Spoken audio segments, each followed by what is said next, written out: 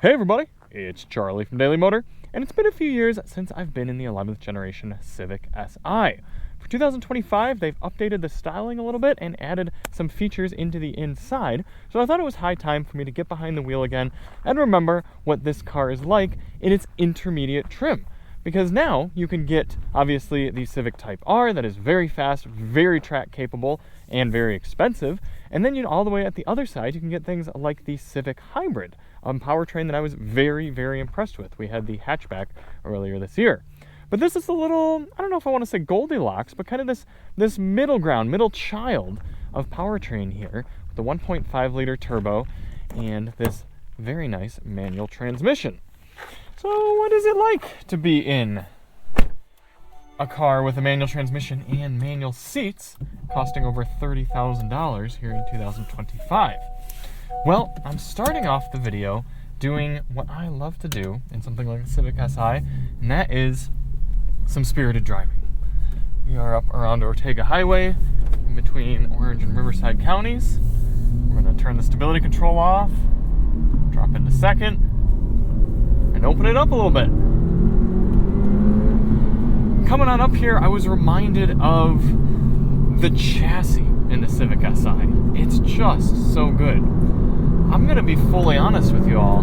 I'm not a huge fan of the 1.5 liter turbo. I don't love the way it rev hangs. I don't love the way it builds power. But I will recognize that the reward for keeping your momentum up and railing through some of these corners is, it's very, very satisfying. And considering this is a front-wheel drive car, it actually does make a good amount of power for kind of feeling it coming through the corners and allowing the car to sort of pull you through. Could go for a little higher red line though. You can also opt for summer tires again for the 2025 model.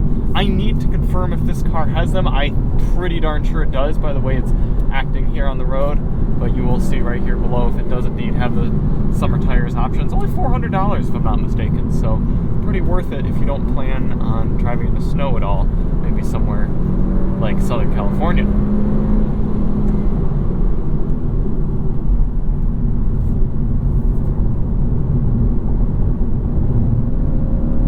It's kind of funny that the Civic Si follows such a similar DNA to all other Honda products in that the engine is a little underwhelming, but dead reliable and predictable, and then the driving characteristics and the interior functionality is all so dialed in. It's such a great way to put it.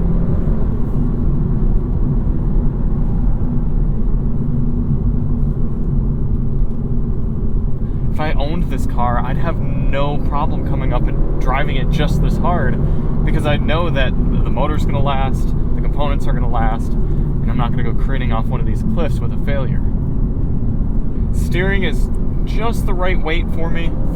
I like having a light steering. It's a very light and precise steering feel in this car. The wheel feels good, the shifter feels nice, and by that I mean the actual shifter knob and shifter boot. When it comes to shifter feel, it's not fantastic. It's fine, but as a front-wheel drive car, it's not going to be remarkable. It's a tighter throw though than something like the Elantra N. Now there's a powertrain that gets me excited, that Elantra N 2-liter turbo, and obviously that's a more expensive car than this, but still in the same realm. Just another few $1,000s more. Not probably as robust and reliable, but gosh, that engine is fun.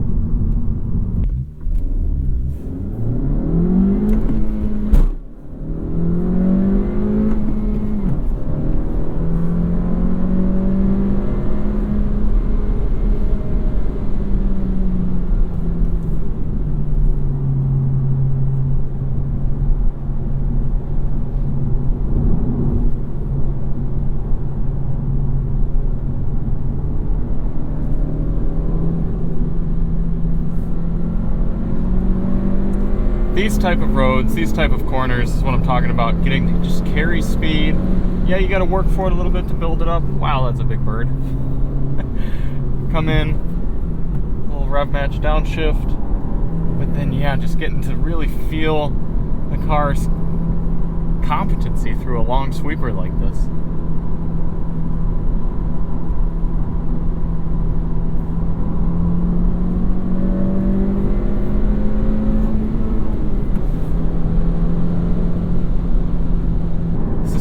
It's also really well tuned. I know this is a fairly smooth road, but so far nothing about the car has been crashy. It's almost just a little bit, let me see, throw it into this corner a little bit. Yeah, no, there's not really much roll. It's just very compliant. Man, they've just got this dialed in so nice.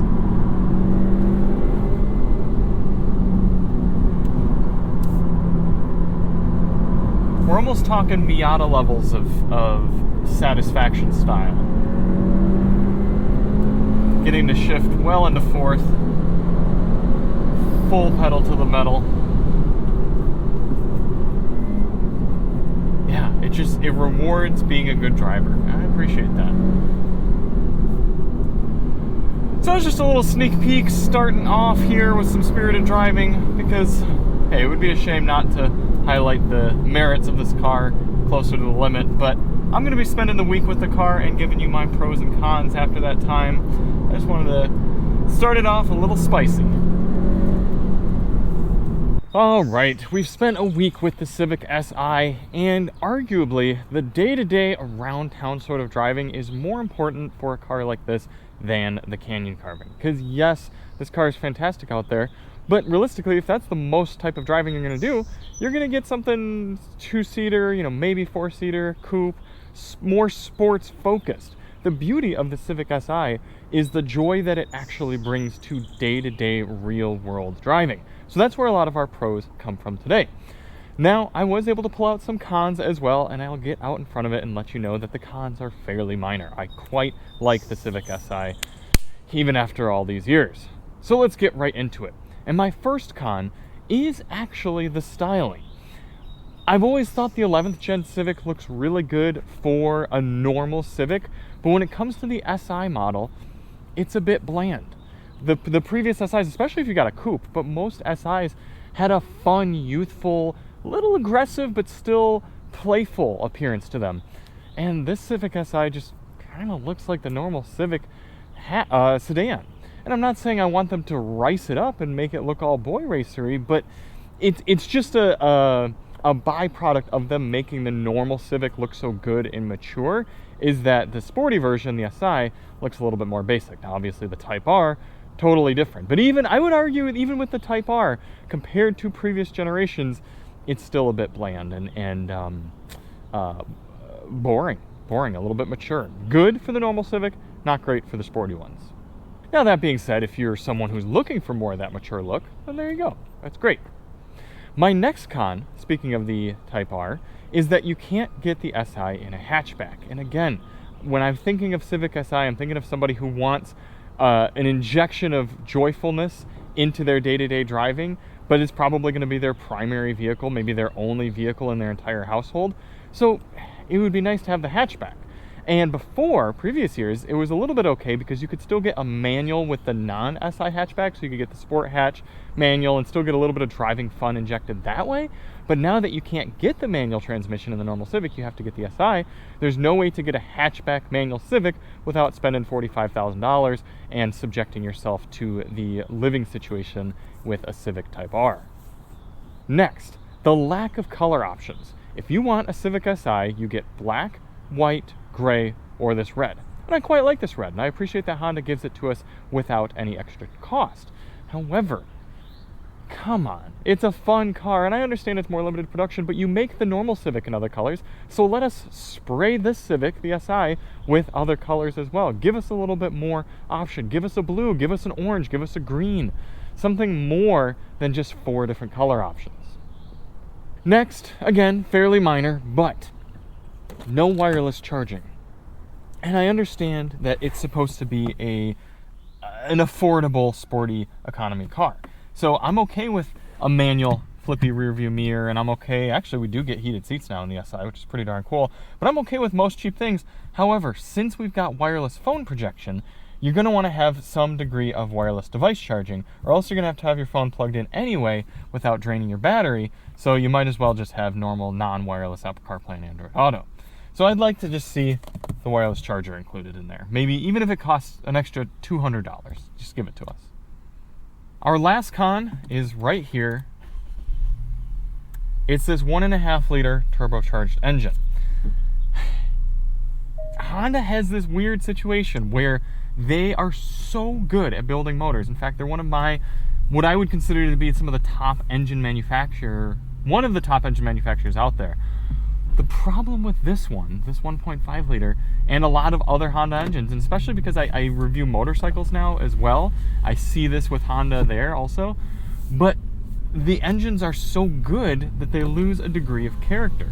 This engine makes just enough power to be fun and exciting. It's got the turbo on there. It's got good grunt and very efficient, but it lacks a character and a playfulness that I kind of want if I'm getting a sporty sort of car. And maybe these sound a little bit better with some exhaust on there or something, but for how good the chassis is and the driving experience and the transmission, I want a little bit more from the engine to go along with that.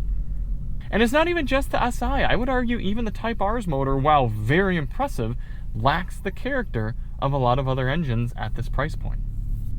Coming back here static for the pros, and I gotta get right back inside to talk about a lot of our pros, they're kind of combination pros because there's so much good to talk about.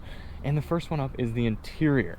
It's a nice combination between good materials for the price point, nice things that you touch regularly, and then a great functionality as well. Despite only being a sedan, you get inside this vehicle and you're greeted with the same good quality, clicky, easy to use buttons and controls that you get in Hondas that cost much more money than this. I mean, the Acura controls are not really much more than this.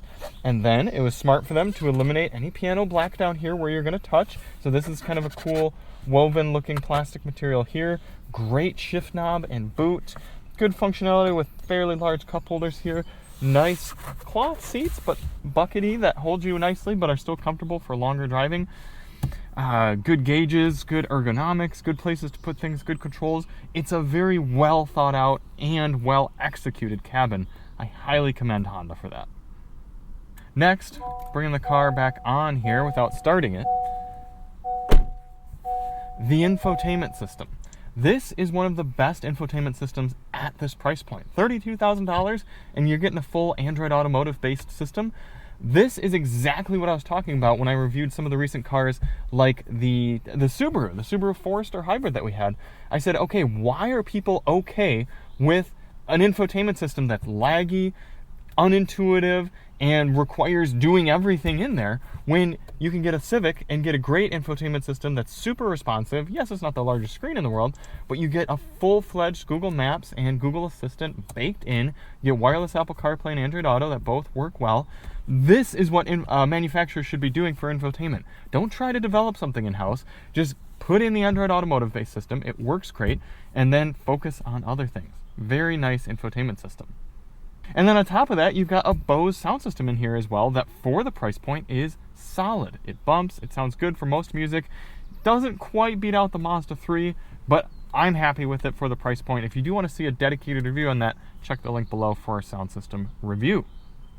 Next pro, the chassis, suspension, and steering here in the Civic Si. Watch these speed bumps. I mean, this is a sporty car that's got a firmer suspension, and yet I'm not getting my teeth rattled out coming over these remarkably large speed bumps. And that's important to me because, like I said earlier on in the video, you buy a Civic Si because you want a good daily driver that's fun to drive spiritedly, not because you want a sports car.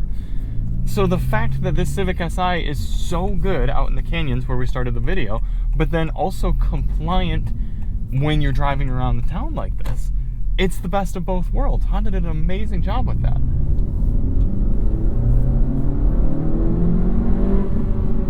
I have not been uncomfortable driving the car around in any sort of real-world situation, and I haven't been let down by any sort of body roll throughout any sort of spirited driving situation. And then the steering, again, they nailed the steering weight and feel for a car like this. I'm not going to be able to come into this corner quickly, but doing, again, slower speed, easy sort of driving. Are you going to go ahead? But even with slower speed, easier driving, oh wow, this Cybertruck's totally going to run that red light. Very nicely done, Mr. Cybertruck. The steering weight is just where it should be, and it changes with the different steering modes. So yeah, I don't like the heavier, filtered feeling of sport mode, so I just keep it in normal or individual, and I've got the light, direct feeling. And then, of course, with the chassis, you saw at the beginning of the video just how quickly you can take corners and how nicely the car responds. Honda does such a good job at steering and chassis and suspension tuning. In fact, the Civic Type R is the quickest and most rewarding front-wheel drive car I've ever driven on track. It's so good. This entire platform is just very, very nicely done. And it's funny because non-car people, and even a lot of car people, don't realize how much a good chassis goes into the DNA of making a car enjoyable to drive in all sorts of driving situations. You can put an entire non-car enthusiast, just a general driver, in the seat of a Civic, and they'll go, oh, this thing's fun to drive, I like this is good. And they don't realize that all stems down to how well designed the chassis is. My next pro is the engine. Despite it being a con earlier in the video, this engine is quite good. You do have to give it that. And it makes just enough power to be fun and exciting, but yet still let you bring it out and have excitement that way. And it's so efficient. I mean, I'd have to check what we got in our highway fuel economy test. I think it was something like 38 mpg when we ran it back with the pre-facelifted model.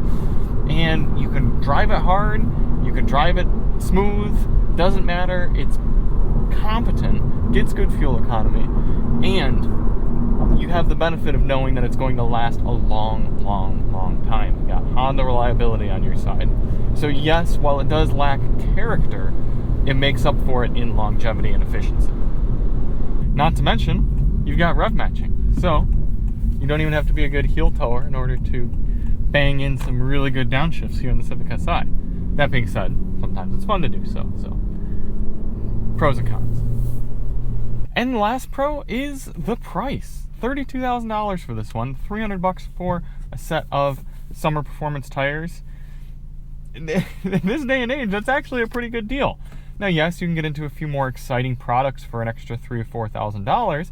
I'm not saying there aren't other vehicles to consider, but when you consider the engineering that went into this and the reliability and how long you're going to be able to keep a Civic Si as your daily driver, you got to start to think, okay, it was really not too bad of a deal. $32,000 right here. It's getting you pretty much all you need, nothing you don't. And with that, we got to put it on the Daily Motor Leaderboard. Current leaders of the Daily Motor Leaderboard: Hyundai Santa Fe, Jeep Gladiator, Nissan Armada, Mazda 3 hatch manual coming in 4th place right now, and the Civic hatch hybrid coming in 8th. Now, I love that hybrid powertrain for the Civic. However, the Si costs nearly the same, keeps the manual, which I love, and I've just enjoyed being in this car more often. So, it's actually naturally coming right here between Mazda 3 hatch premium and this Civic Si. Let me see how much that Mazda 3 hatch costs. Mazda 3 hatchback. Oh, okay, it's actually pretty close. S premium starts at, well, 31. That's probably before destination. Yeah, 32.6. So you're paying a little bit more money, but you're getting some pretty good interior accommodations, and it looks good. But then again, the hatchback, not as good of a hatch, but look at all these color options. Oof, man, would I rather have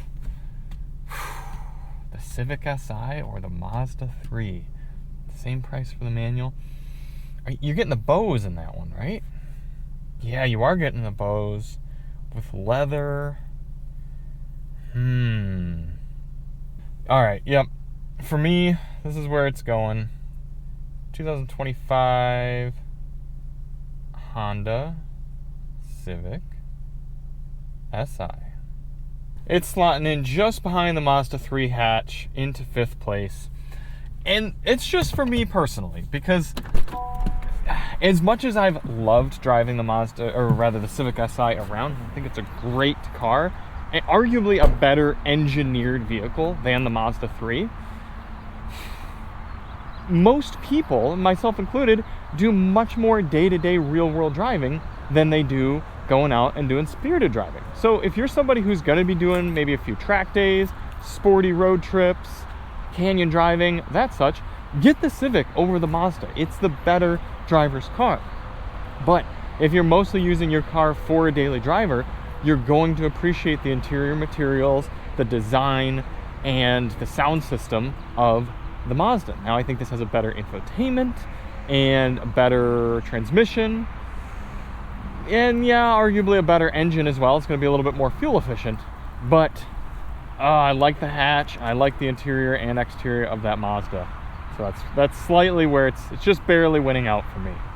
So thank you all so much for watching. If you do want to see more on the Civic Si, check the link below, and we'll see you on the next one. I'm Charlie from Daily Motor, and as always, drive on.